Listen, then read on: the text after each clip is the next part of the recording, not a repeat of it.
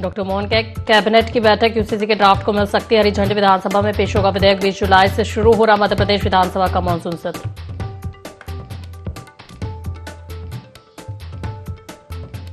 रायपुर में एक परिवार के 5 लोगों की संदिग्ध मौत की एसआईटी करेगी जांच। एसीपी के नेतृत्व में बनी एसआईटी सभी पहलुओं पर होगी जांच।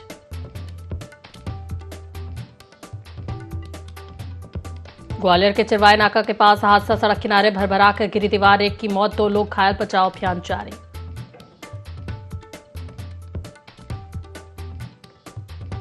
एमपी में मानसून की रफ्तार धीमी। अब तक सामान्य 15% कम बारिश। अगले सप्ताह से बारिश की गतिविधियां बढ़ने की उम्मीद। नमस्कार, आप देख रहे हैं ND24 में हूं आपके साथ जय वाजपेयी। रुक करते खबरों की खबर भोपाल से, जहां डॉक्टर मोहन कैबिनेट की अहम बैठक जो है अब शुरू हो चुकी है। आपको बता दें कि जगदीशपुर में यह बैठक आयोजित हो रही है, जहां कैबिनेट में यूसीसी का ड्राफ्ट रखा जाएगा और कैबिनेट में यूसीसी के ड्राफ्ट को मंजूरी भी मिल सकती है। बता दें कि अवैध बच्चा या नाजायज औलाद जैसी कानूनी अवधारणा खत्म करने का प्रस्ताव रखा जा सकता है। इसके साथ ही सभी बच्चों को समान कानूनी दर्जा देने की तैयारी है। बता दें कि विवाह, तलाक और लिव इन रिलेशनशिप के नए नियमों पर भी फैसला संभव है, जहां सभी समुदायों के लिए एक समय में केवल एक विवाह मान्य करने का प्रस्ताव भी रखा जा सकता है। बता दें कि विवाह और तलाक का पंजीयन अनिवार्य करने की तैयारी है और विधानसभा में विधेयक लाया जाएगा, जहां 20 जुलाई से मध्य प्रदेश विधानसभा का मानसून सत्र जो है वो शुरू हो रहा है। बता दें कि सीएम डॉक्टर मोहन यादव किसानों को बड़ी सौगात देते हुए नजर आएंगे और कम 10.54 लाख किसानों के खातों में 1460.25 करोड़ रुपए जाएंगे, जहां प्रधानमंत्री फसल बीमा योजना की राशि आंतरित भी होगी।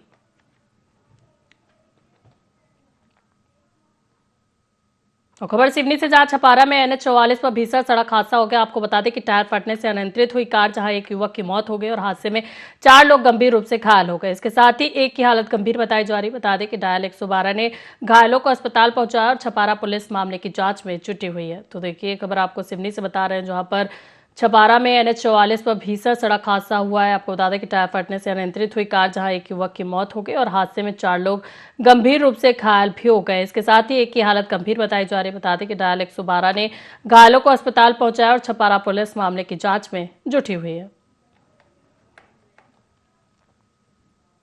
खबर ग्वालियर से, जहां सड़क किनारे दीवारें गिरने से बड़ा हादसा हो गया। बता दें कि कंपू थाना क्षेत्र के चिरवाई नाका की सुबह करीब 5 बजे की घटना बताई जा रही है। इसके साथ ही दीवार के नीचे कई लोगों के दबे होने की सूचना भी सामने आई, जहां 2 युवकों को रेस्क्यू कर जीवित बाहर निकाला गया। आपको बता दें कि घायलों को एम्बुलेंस से अस्पताल में भर्ती भी कराया गया और एक महिला को भी मलबे से निकालकर अस्पताल भेजा गया, जहां उसकी अब मौत हो गई। वहीं पुलिस और SDRF समेत रेस्क्यू टीमें मौके पर मौजूद है। बता दें कि अन्य लोगों की तलाश और बचाव अभियान जारी है।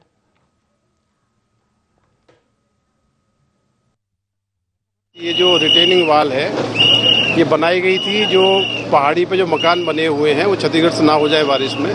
तो रिटेनिंग वाल के धसकने से ये घटना हुई है। इसमें लगातार SDRF की टीमें, पूरी टीमें काम कर रही हैं। नगर निगम की टीमें, प्रशासन की टीम मौके पे हैं। अभी सुबह से 3 लोगों को रेस्क्यू किया गया, तीनों ही सर्वाइव कर रहे हैं, इनको हॉस्पिटल भेजा गया है। बाकी अभी ये मलबा हटाया जा रहा है, मलबा हटने के बाद ही स्थिति स्पष्ट होगी। 3 लोगों को यहाँ से सुरक्षित तरीके से SDRF की टीमों ने निकाला है, हॉस्पिटल भेजा गया है। बाकी चूंकि ये 30-40 फीट की दीवार धसकी है, तो बाकी मलबा अभी हटने के बाद स्थिति स्पष्ट होगी। ये क्षेत्र जो है वो क्षेत्र का, या जब ये मामला सामने आया और मुझे फ़ोन आए प्रशासन के भी और यहाँ के क्षेत्र की जनता के भी, तो मैं तत्काल आया। प्रशासन उसके पहले यहाँ काम चालू कर चुका था। तो ये जानकारी मिली कि जो दीवार गिरी है उसमें 3 लोग दबे हैं। तो अभी प्रशासन ने 3 लोगों को निकाल के ट्रॉमा सेंटर भेजा है और शेष अभी कार्य जारी है। कहीं और कोई तो नहीं दबा, तो इसके बाद ही और कोई जानकारी आने के बाद ही बताई जा सकती है। खबर जौनपुर से, जहां संपूर्ण समाधान दिवस में अधिकारी नदारत रहे। आपको बता दें कि केराकत तहसील में SDM अखिलेश कुमार सिंह की अध्यक्षता में आयोजन हुआ, जहां कई विभागों के अधिकारी नहीं पहुंचे, वहीं फरियादी भी कम दिखे और पहला समाधान दिवस ही अव्यवस्थाओं के चलते फ्लॉप शो साबित हुआ। बता दें कि SDM के रवैये पर प्रशासनिक शैली को लेकर सवाल उठते हुए भी नजर आ रहे हैं। तो देखिए, खबर आपको जौनपुर से बता रहे हैं, जहां पर संपूर्ण समाधान दिवस में अधिकारी नदारत रहे। साथ ही केराकत तहसील में SDM अखिलेश कुमार सिंह की अध्यक्षता में आयोजन हुआ, जहां कई विभागों के अधिकारी नहीं पहुंचे, वही फरियादी भी कम दिखे और पहला समाधान दिवस ही अव्यवस्थाओं के चलते फ्लॉप शो साबित हुआ। वहीं SDM के रवैये पर प्रशासनिक शैली को लेकर सवाल भी उठते हुए नजर आ रहे हैं। तो देखिए, ये खबर आपको जौनपुर से बता रहे हैं, जहां पर संपूर्ण समाधान दिवस में अधिकारी नदारद रहे। बता दें कि केराकत तहसील में एसडीएम अखिलेश कुमार सिंह की अध्यक्षता में आयोजन हुआ और कई विभागों के अधिकारी नहीं पहुंचे, जहां फरियादी भी कम दिखे और पहला समाधान दिवस ही अव्यवस्थाओं के चलते फ्लॉप शो साबित हुआ। वहीं एसडीएम के रवैये पर प्रशासनिक शैली को लेकर सवाल भी उठ रहे हैं। देखिए, ये खबर आपको जौनपुर से बता रहे हैं, जहां पर केराकत तहसील में एसडीएम अखिलेश कुमार सिंह की अध्यक्षता में आयोजन हुआ और कई विभागों के अधिकारी नहीं पहुंचे।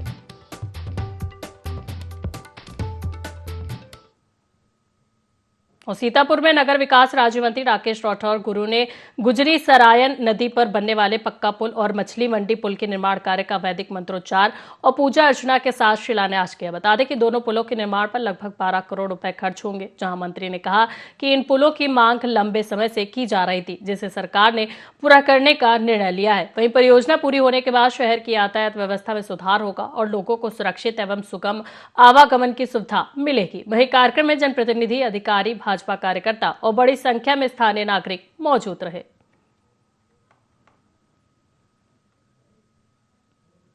बहुत बहुत पहले आप बहुत बहुत धन्यवाद आपको। आपके माध्यम से मैं बताना चाहता हूं कि सीतापुर ये 2 पुल का जो शिलान्यास किया गया है, एक ये पक्का पुल बोला जाता है, एक ये हमारा मछली मंडी वाला पुल बोला जाता है।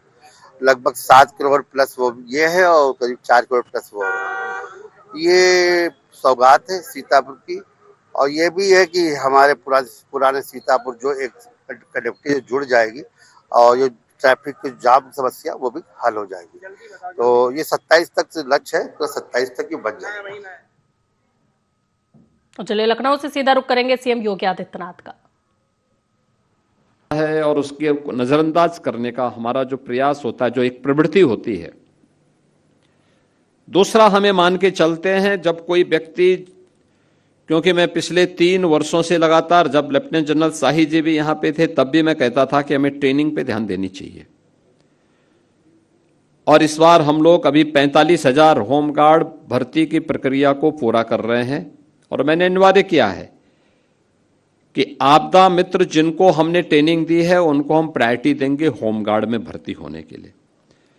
लेकिन साथ साथ ये भी अनिवार्य है कि जो होमगार्ड के स्वयंसेवक हैं उनको अनिवार्य रूप से हम लोग आपदा मित्र की ट्रेनिंग भी दें। फर्स्ट रिस्पॉन्डर कौन है, इनकी मॉक ड्रिल के बारे में हमारी क्या तैयारियां हैं, और इसको लेकर के अगर हम उन्हें फैसिलिटी उपलब्ध करा रहे हैं, आज अच्छा मानदेय उनको दे रहे हैं, कैशलेस की 5 लाख रुपए प्रतिवर्ष उन्हें स्वास्थ्य की सुविधा भी उपलब्ध करवा रहे हैं। दुर्घटना होने पर किसी होमगार्ड के स्वयंसेवक को हम लोग लगभग 35 से 40 लाख रुपए की सहायता उसके परिवार के सदस्य को भी उपलब्ध करवाते हैं, और मुख्यमंत्री राहत कोष से 5 लाख रुपए की सहायता अतिरिक्त हम उन्हें उपलब्ध करवाते हैं। यानी इतनी बड़ी राशि इसलिए उपलब्ध करवाते हैं जिससे वह अपनी सेवा का बेहतर उपयोग समाज के लिए कर सकें और समाज को उसके माध्यम से राहत उपलब्ध करवा सकें। फैसिलिटी का मतलब ये नहीं होता है कि हम उसको इतनी फैसिलिटी दे दें कि वह वही उस पर बोझा बन जाए या सिस्टम ही उसको बोझा मानने लग जाए। तो न हम उस पर बोझा बनने दें और न सिस्टम को उसे अपने ऊपर बोझा बनने देना चाहिए। इसके लिए आवश्यक है अवेयरनेस के कार्यक्रम हमारे ऐसे चलने चाहिए जिससे एक सामान्य व्यक्ति को भी अगर कहीं कोई आपदा आती है तो उस आपदा में हम उसको राहत उपलब्ध करवा सकें। और इस दिशा से जो प्रक्रिया प्रारंभ हुई प्रदेश के अंदर, मेरा मानना है एक अच्छी शुरुआत है। हमेशा आपदा नहीं आएगी, लेकिन जब आपदा ना आए, शांति के समय में हम लोगों को स्वयं की ट्रेनिंग पर भी ध्यान देना होगा, लेकिन साथ साथ स्कूल कॉलेजेस में जाकर के अगर हम इसके बारे में भी कुछ लोगों को बता सकें, छात्रों को बता सकें, वहां के शिक्षकों को बता। तो चलो बढ़ते अगली खबर की ओर। खबर एटा से, जहां ट्रेन की चपेट में आने से राजमिस्त्री की दर्दनाक मौत हो गई। आपको बता दें कि मृतक की पहचान रुस्तम पुत्र रेशम पाल के रूप में हुई, जहां काम करके घर लौटते समय बड़ा हादसा हुआ और घटना से परिजनों में कोहराम मचा हुआ। वहीं पुलिस ने शव को कब्जे में लेकर पोस्टमार्टम के लिए भेजा। बता दें कि मामले की जांच में पुलिस जुटी हुई है और कोतवाली नगर के न्यू संजय नगर के पास की पूरी घटना बताई जा रही, जहां पुलिस आगे की कार्रवाई में जुटी हुई है। तो देखिए खबर आपको एटा से बता रहे, जहां पर ट्रेन की चपेट में आने से राजमिस्त्री की दर्दनाक मौत हो गई। बता दें कि मृतक की पहचान रुस्तम पुत्र रेशम पाल के रूप में हुई, जहां काम करके घर लौटते समय हादसा हुआ।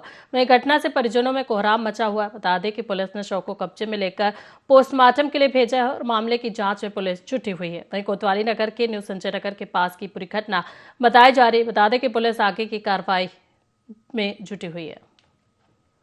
तो देखिए ये खबर आपको एटा से बता रहे हैं, जहां पर ट्रेन की चपेट में आने से राजमिस्त्री की दर्दनाक मौत जो है वो हुई है। आपको बता दें कि काम करके घर लौटते समय यह हादसा हुआ, जहां घटना से परिजनों में कोहराम मचा हुआ है।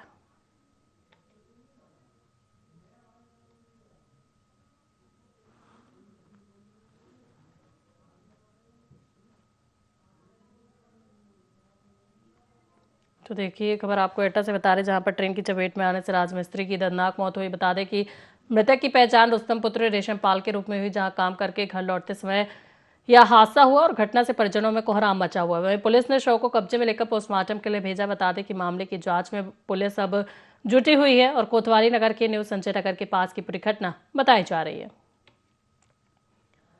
तो देखिए ये खबर आपको एटा से बता रहे हैं, जहां पर ट्रेन की चपेट में आने से राजमिस्त्री की दर्दनाक मौत हुई। बता दें कि मृतक की पहचान रुस्तम पुत्र रेशम पाल के रूप में हुई है, जहां काम करके घर लौटते समय यह हादसा हुआ और घटना से परिजनों में कोहराम मचा हुआ। वहीं पुलिस ने शव को कब्जे में लेकर पोस्टमार्टम के लिए भेजा है, जहां मामले की जांच में अब पुलिस जो है वो जुटी हुई। बता दें कि कोतवाली नगर के न्यू संजय नगर के पास की पूरी घटना बताई जा रही है। तो चलिए इस पर अधिक जानकारी के लिए हमारे साथ फोन लाइन पर सुनील जुड़ गए। सुनील, ट्रेन की चपेट में आने से राजमिस्त्री की दर्दनाक मौत हुई। बताया जाए कि मृतक की पहचान रुस्तम पुत्र रेशम पाल के रूप में हुई और काम करके घर लौटते समय यह हादसा हुआ। क्या कुछ जानकारी इस पर? जी मैं आपको बता दूं, कोतवाली नगर के न्यू संजय नगर के पास की घटना है, जहाँ ट्रेन की चपेट में आने से राजमिस्त्री की कटकर हुई मौत, परिजनों में मचा कोहराम। ये राजमिस्त्री रोज की तरह अपने घर वापस आ रहा था, तभी ट्रेन की चपेट में आके मौत हुई है। जी बिल्कुल। तो देखिए ट्रेन की चपेट में आने से राजमिस्त्री की दर्दनाक मौत हो गई और मृतक की पहचान रुस्तम पुत्र रेशम पाल के रूप में हुई। सुनील, बहुत बहुत धन्यवाद आपका हमारे साथ जुड़ने के लिए, जानकारी साझा करने के लिए। खबर सूरजपुर से, जहां भालू के हमले में महिला घायल हो गई। आपको बता दें कि रामानुज नगर क्षेत्र के पटना आम गांव में भालू ने हमला किया, जहां जंगल में खुखड़ी पुट्टू उठाने गई थी महिला। बताया जाए कि शोर मचाने पर भालू मौके से भाग गया और महिला को अंबिकापुर मेडिकल कॉलेज रेफर किया गया है। तो देखिए खबर आपको सूरजपुर से बता रहे, जहां पर भालू के हमले में महिला गंभीर रूप से घायल हुई। आपको बता दें कि रामानुज नगर क्षेत्र के पटना आम गांव में भालू ने हमला किया और जंगल में खुखड़ी पुट्टू उठाने गई थी महिला। बताया जाए कि शोर मचाने पर भालू मौके से भाग गया और महिला को अंबिकापुर मेडिकल कॉलेज रेफर किया गया है। तो देखिए ये खबर आपको सूरजपुर से बता रहे हैं, जहां पर भालू के हमले में महिला जो है वो गंभीर रूप से घायल हुई। आपको बता दें कि रामानुज नगर क्षेत्र के पटना आम गांव में भालू ने हमला किया महिला पर और जंगल में खुखड़ी पुट्टू उठाने गई थी महिला। बताया जाए कि शोर मचाने पर भालू मौके से भागे और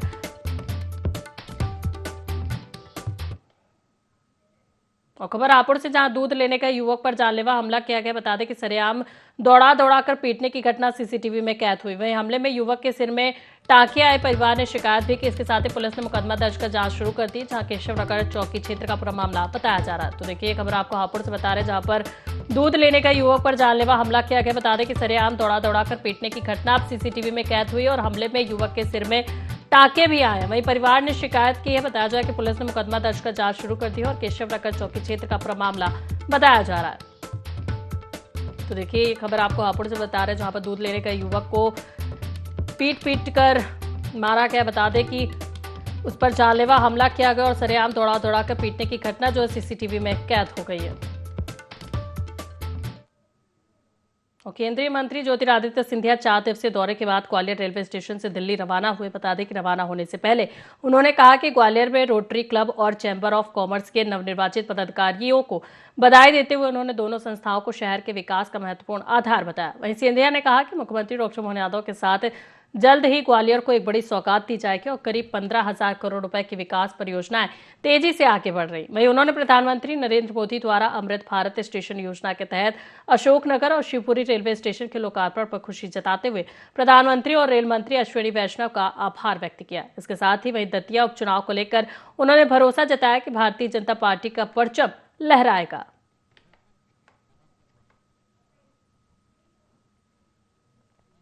चेंबर के आज 4 दिवस के संसदीय क्षेत्र के दौरे के बाद ग्वालियर में मेरा कार्यक्रम रहा। मैं बधाई देना चाहता हूं प्रियंवदा भसीन जी को, जो रोटरी क्लब की अध्यक्ष के रूप में पहली बार ग्वालियर में मातृशक्ति रोटरी क्लब की अध्यक्ष बनी है, और वो भी वो रोटरी क्लब जो मेरे आजोबा शिवाजीराव महाराज ने 30 जून 1947 को स्थापित किया था ग्वालियर में, स्वतंत्रता के चौखट पर। एक ऐतिहासिक दिवस है ग्वालियर के लिए। प्रियंवदा जी को मेरे तरफ से बधाई। वहीं चेंबर के हमारे नवनिर्वाचित अध्यक्ष प्रवीण अग्रवाल जी और उनकी पूरी टीम को भी बहुत बहुत बधाई। रोटरी जैसी संस्थाएं, चेंबर जो माधव महाराज के द्वारा स्थापित की गई थी ग्वालियर स्टेट और मध्य भारत की प्रगति के लिए, यही संस्थाएं आज ग्वालियर को आगे ले जाएंगे। दोनों संस्थाओं के नवनिर्वाचित अध्यक्षों को मेरे तरफ से बधाई। ग्वालियर में आने वाले दिनों में मुख्यमंत्री जी और मैं मिलकर बहुत बड़ी सौगात लेके आने वाले हैं, और वो खुशखबरी ग्वालियर की जो लंबी श्रृंखला रही है विकास की, चाहे ग्वालियर आगरा एक्सप्रेसवे हो, एयरपोर्ट हो, रेलवे स्टेशन जहां हम खड़े हुए हैं, एलिवेटेड रोड हो, अनेक योजनाएं 15,000 करोड़ की। ग्वालियर भिंड इटावा का मार्ग भी प्रशस्त हो गया है। गडकरी साहब से मेरी चर्चा भी हो गई है, जल्द से जल्द वो भी तैयार हो जाएगा। पश्चिमी बाईपास भी है। चंबल से पानी लाने का जो संकल्प मैंने लिया था वो भी साकार हो रहा है। तो ग्वालियर विकास और प्रगति के पथ पे चल रहा है। ये बीजेपी की डबल इंजन की सरकार, केंद्र में मोदी जी और प्रदेश में बीजेपी की सरकार मोहन यादव जी के नेतृत्व में 75 स्टेशनों का लोकार्पण किया। उसमें अशोकनगर और शिवपुरी दोनों शामिल थी। बहुत सुंदर तरीके से मेरे दोनों स्टेशन बने हैं। मैं प्रधानमंत्री जी को नमन करता हूं, धन्यवाद अर्पित करना चाहता हूं, और अश्विनी वैष्णव जी को भी धन्यवाद अर्पित करना चाहता हूं, अशोकनगर और शिवपुरी के स्टेशन के लिए और मध्य प्रदेश के 13 स्टेशनों के लिए जो इसमें शामिल थे।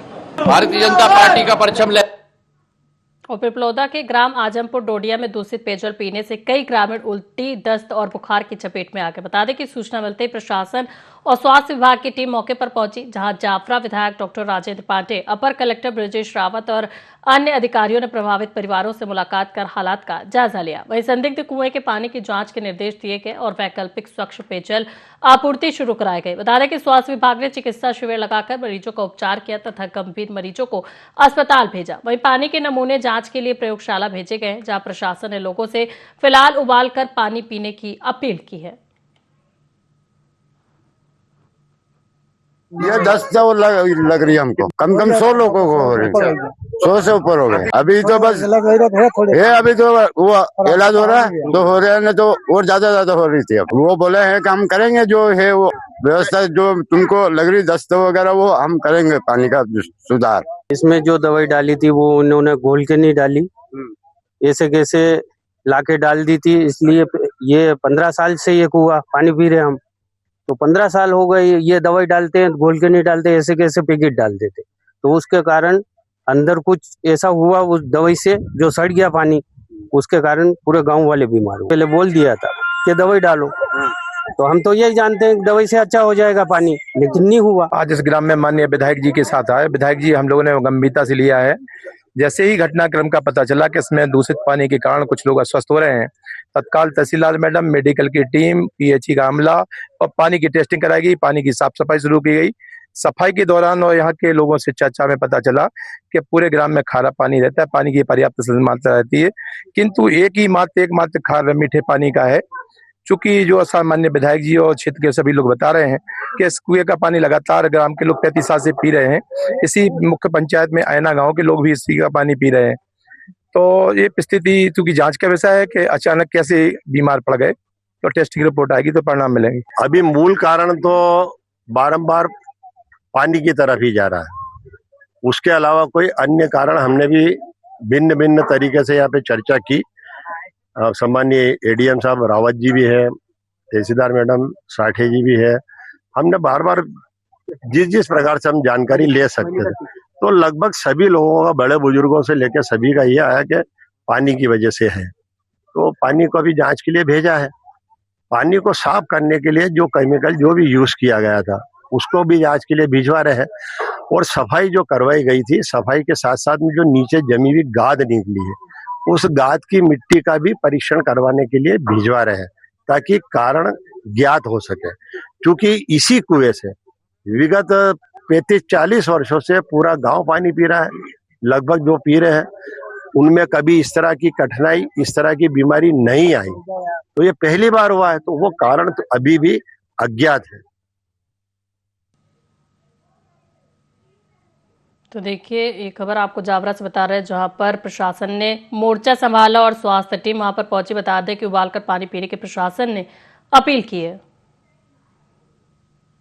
तो खबर सागर से, जहां नाबालिग से दुष्कर्म मामले में कोर्ट का बड़ा फैसला सामने। आपको बता दें कि दोनों दोषियों को न्यायालय ने आजीवन कारावास की सजा सुनाई। साथ ही दोषियों में कथावाचक और उसका साथी ढोलक वादक भी शामिल है। बताया जा रहा है कि कथा के दौरान नाबालिग से दोनों की पहचान हुई थी और आरोपी नाबालिग को घर से भगा ले गए थे। वहीं अभियोजन के अनुसार 3 माह तक दुष्कर्म किया गया। साथ ही किराए का कमरा लेने के लिए नाबालिग को विवाहित बताने का प्रयास भी किया। वहीं पीड़िता द्वारा परिजनों को सूचना देने के बाद मामला सामने आया। तो देखिए, खबर आपको सागर से बता रहे, जहां पर नाबालिग से दुष्कर्म मामले में कोर्ट का बड़ा फैसला सामने आया। प्रसिद्ध न्यायाधीश श्रीमती संध्या मनु श्रीवास्तव द्वारा अभियुक्त गण गोविंदा शर्मा उर्फ गोविंदा, पिता नंद किशोर शर्मा, निवासी भट्टा गांव, सदर बाजार, जिला झांसी, उत्तर प्रदेश, एवं राधे जोशी, पिता घमंडीलाल जोशी, निवासी सिमरा, थाना पृथ्वीपुर, जिला टीकमगढ़ को धारा 70(2) BNS में आजीवन कारावास एवं 2000 रुपये से जुर्माने से दंडित किया गया है, तथा धारा 5L/6 पास्को एक्ट में 20 वर्ष का कारावास 2000 रुपये के जुर्माने से दंडित किया गया है, और धारा 96 BNS में 7 वर्ष की सजा और 1000 रुपये के जुर्माने से दंडित किया गया है।